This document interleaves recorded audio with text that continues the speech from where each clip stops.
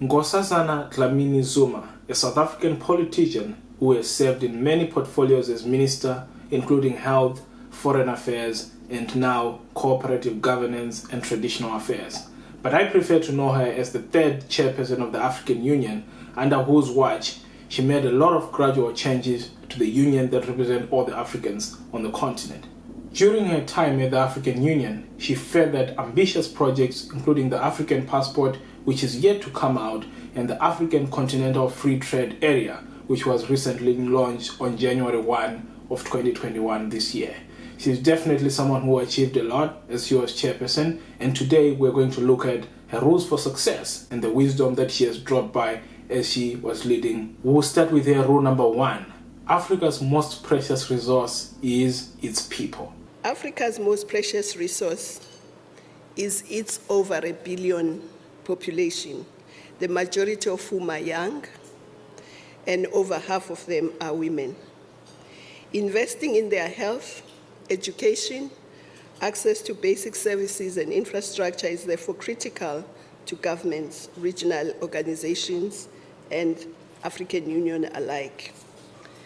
More specifically, we are encouraging an African skills revolution to train hundreds of thousands of our young Africans, especially in science, technology, engineering, innovation, and research, so that they can take part and take charge of the social and economic transformation of the continent, but so that they can also be part of creating jobs, become entrepreneurs, and get decent jobs.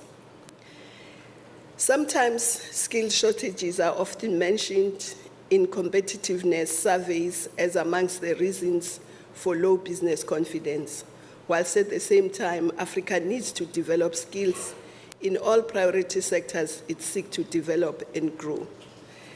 And I think business and government can work together in developing these skills that the economies need. Rule number 2, governments can assist small businesses by procuring goods and services from them. We need to open up for new entrants into the economy, especially Black and female-owned businesses. Government has a role in strengthening competition institutions and regulations, but also through opening up the economy through its procurement strategies. I think the government can use its procurement strategies in order to assist up-and-coming businesses, businesses of young people, women, Black people, so that they can grow, but also have access to our markets and be more viable. Rule number 3, the world needs a new crop of leaders, preferably women, for the troubles and the challenges we face. I believe that we need leadership that puts people at the center of everything, that listens and understands the needs of the people, and that is compassionate and empathizes with its people. We need a leadership that serves as role model and that inspires young people in particular, but the population in general, to want to reach greater heights. We need leadership that knows how to manage diversity by respecting every race, gender, culture, religion, language, and supports tolerance. It must be a leadership that embraces diversity as a strength rather than a threat. We need leaders that shine the light for others, but is ready to receive the light from others. The leadership we need must be honest, transparent, and ready to acknowledge mistakes. And of course, as I describe all this, in my view, this leadership must include women. It cannot exclude women. Rule number 4, Africa needs to invest in its girls and women. Africa knows that its development will be much slower unless it invests in its girls and women. We are making progress, with 23 countries now having more than 30% of women in parliament, Rwanda leading not only Africa but the world. As we celebrate 2015 as the Year of Women, we also want to make further commitments in advancing the education of girls in science, technology, maths and research, in agriculture, modernizing agriculture, giving them access to not only to technology but to land rights, but also to finance, and also moving them to agro-processing and them becoming entrepreneurs. We also want to make progress in the judiciary. We are also taking steps to address violence in conflict and in peacetime, as well as other harmful cultural practices against girls and women.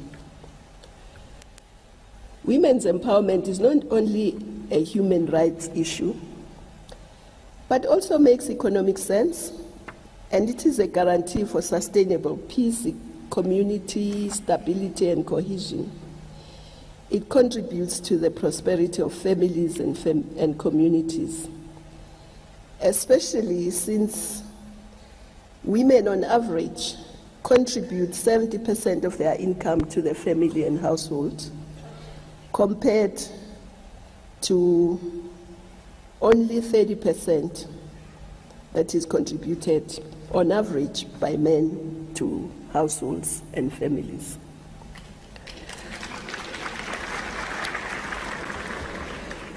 Now, I know that this is shocking statistics, particularly to men, but maybe when you leave the hall, you can go back and look at what do I spend my money on?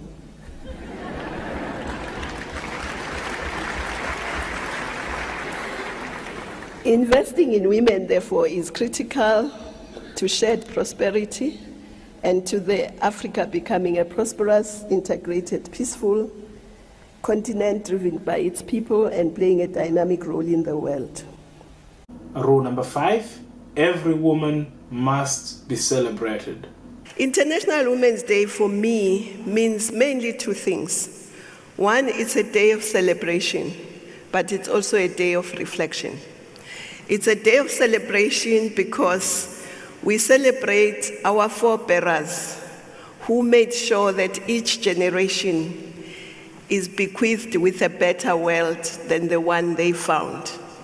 So we celebrate their courage, their commitment, their determination, and their passion to ensure that women are free, women are equal, women are emancipated, women are free from gender violence. We also celebrate all the women through the generations, including the present generation, who have fought against difficulties, against all odds, to succeed, to push the frontiers more and more, and to break the glass ceilings, whether it's in corporate, in sports, in arts, in academia, in the judiciary, in sciences, in everything. Entrepreneurs, innovators, and we want to celebrate them. And we want them to know that they are appreciated, but also that they are role models for all of us. Because as a woman, you have role models who are older than you, who are younger than you, and we want to say this day brings us together and we celebrate. But of course, it's also a day of reflection, because there is a lot that still needs to be done. We are not there yet. But amongst the women we celebrate, I think we should celebrate all women, because every woman here in the world has brought up and nurtured all the great women we're talking about, but also all the great men. They wouldn't exist if women didn't ensure that they come to this earth, they look after them, they nurture them to the great men and women that they become. So I think every woman needs celebration. Rule number 6, Africa is open for business. There's lots of opportunities in Africa for development, especially for those who are outside Africa. There are opportunities for investing. There are opportunities particularly for investing in infrastructure. And of course, the 21st century is Africa's century. And if you don't come to Africa now, you will regret, because you will miss a lot of opportunities. So Africa is open for business. Rule number 7, the youth are both the future and the present. And I want to remind you what Tata said about the youth. I quote, "Our youth is our future. Whether our country will rise from the ashes of apartheid to become one of the world's successful countries will, to a large extent, depend on our youth." So that's a big responsibility that Tata gave the youth. We are discussing land. We must hear your views. Parliament, you must be part of the discussions that are taking place in Parliament. You must participate in the democratic processes. Parliament has asked for people to make presentations, to make inputs about land expropriation without compensation.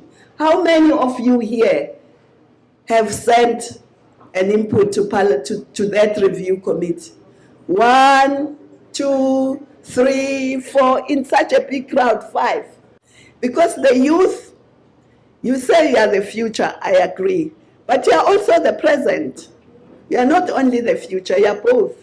You are the future and you are the present. Rule number 8, entrepreneurship will drive Africa into the future. To transform our continent, we need to ensure that we can industrialize and add value and beneficiate our natural and mineral resources.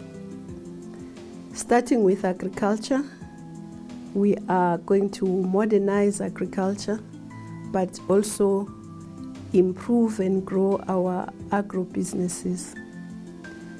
We are going to be industrializing, and of course, to industrialize and to add value to our natural and mineral resources, we need skilled young men and women. It is the youth and the women that will be driving the transformation of our continent.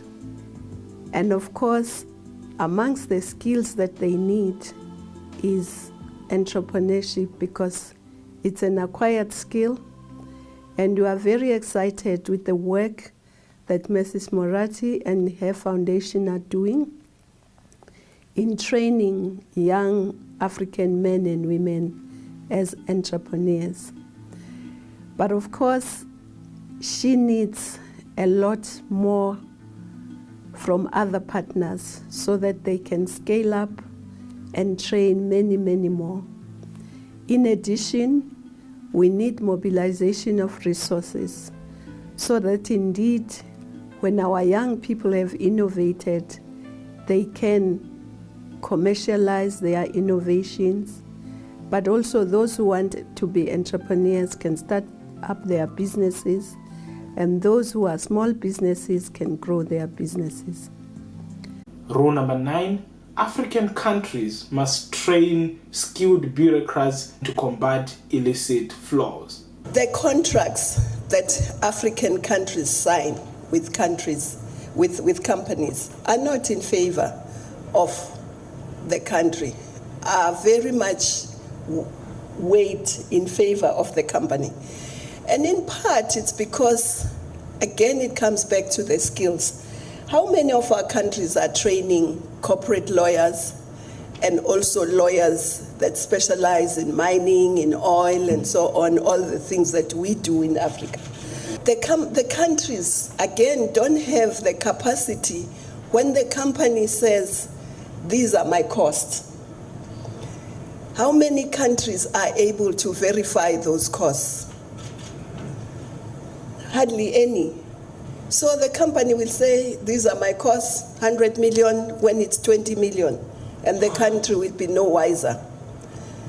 Thirdly, when the company says, I've lifted so many tons of platinum, how many countries in Africa are able to verify that that's true?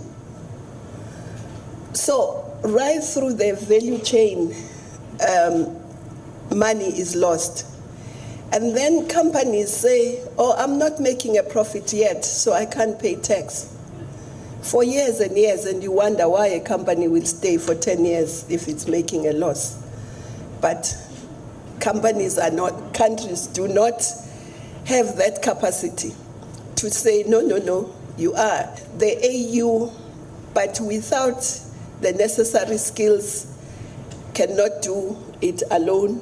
The countries, the companies, but also the parent country companies must also assist in these illicit flows. Rule number 10, education is the fastest equalizer. We continue to prioritize access to quality education at all levels with a focus on STEM as the foundation for an African skills revolution. We continue to appeal to our partners to provide more opportunities to African youth to study at their universities, to do internships in their companies and in their countries, and for multinational companies with presence in Africa to do more to contribute towards technical and vocational training. Because as we know, skilled young people will research, will innovate, will create jobs, and will contribute to high productivity. And of course, skills are the fastest equalizer, so it's very important.